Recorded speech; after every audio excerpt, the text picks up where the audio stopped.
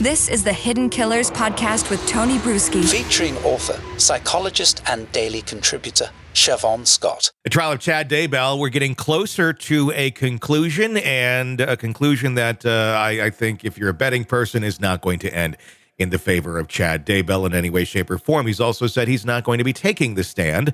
So we are left with his children trying to explain dad away, and I don't know how well of a job they actually did. We'll take a look at some of those clips. Joining me to discuss, Shavaun Scott, psychotherapist and author. Okay, kids have been on the stand. What's been your takeaway? Just how much Chad's personality has permeated that family. He ran a cult, at least in his mind, he was running a cult, and his family was going right along with it. So his family, in that sense, was a very enmeshed form of Chad's cult too. Very much so. I mean, when you look at the testimony of those children on the stand, it's creepy. And it reminds me also of other clips I've seen of other interviews from other cases from people who have been cult members or currently were cult members when being interviewed. What is going on with that delivery? The monotone, the very much not questioning anything. Expand on that a little bit. It's so hard for those of us who came out of, fairly normal families where you have conflict with your parents when you're a teenager and you learn to think your own thoughts. And even though it's tumultuous raising kids, it's normal to have that kind of splitting away from the parents' beliefs. And we don't get a sense that that ever happened in the Daybell family. It was like they were all involved in this crazy theology and enmeshed in it together, and they went right along with each other.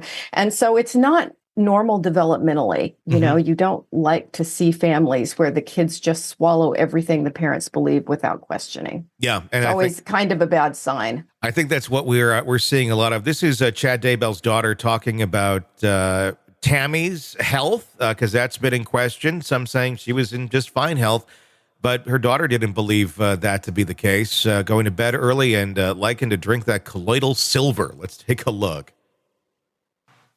Her health started declining. I was really worried about it. She'd always been one to be able to meet the demands of daily life without being exhausted. And she started going to bed at before dinner some nights. It would be 5, 6, 7 o'clock at night. And she would sleep in too if given the opportunity. So suddenly needing to sleep a lot was very confusing to me. Were you aware of any other health maladies that your mother may have suffered from? She had anemia. Okay. Were you aware of any medications that your mother may have taken? She preferred herbal supplements. She did take the generic form of the medication Prozac. Okay. That was the only prescribed medication that she regularly took.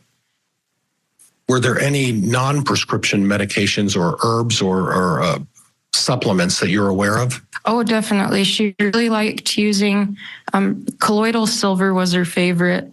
It's slow down for me. Colloidal silver? Colloidal silver. It's distilled water with particles of silver in it to the part per million. It tastes like you're drinking water out of a metal water bottle, and it can cure everything. Okay, and I say that with a smile because you really should go to the doctor instead of drinking. Calls for speculation. World. Go ahead. She would use colloidal silver as an antiviral, is what she called it. So anytime she felt under the weather, she would take colloidal silver, and she would. This calls for hearsay. Overruled. Go ahead.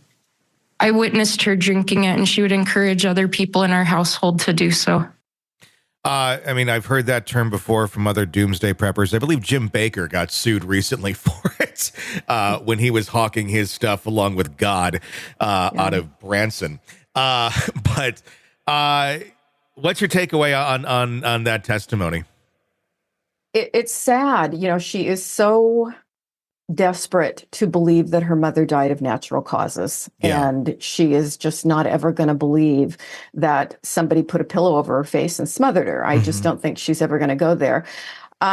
It's desperate. It's sad. It hits me as just, again, indicative of her own brainwashing, the fact that she's still trying to come up with reasons, colloidal silver being what it is.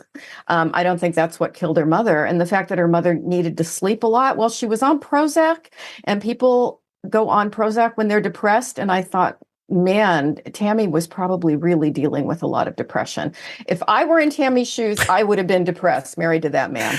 I'm surprised, and it's going to sound horrible, but I'm surprised that she didn't end it herself at some point with Chad Daybell being your husband. And if she's aware that it's God's plan that Chad goes and sleeps with Lori, yeah, that's called depression, and that could lead somebody to those sort of maladies. Sick of the ads? We are too. Start listening with no commercials now and get access to all of our episodes in advance of everyone else. Become a True Crime Today Premium Plus subscriber on Apple Podcasts. Search True Crime Today Premium Plus on Apple Podcasts or go to our podcast page and sign up now. True Crime Today Premium Plus. Sign up now.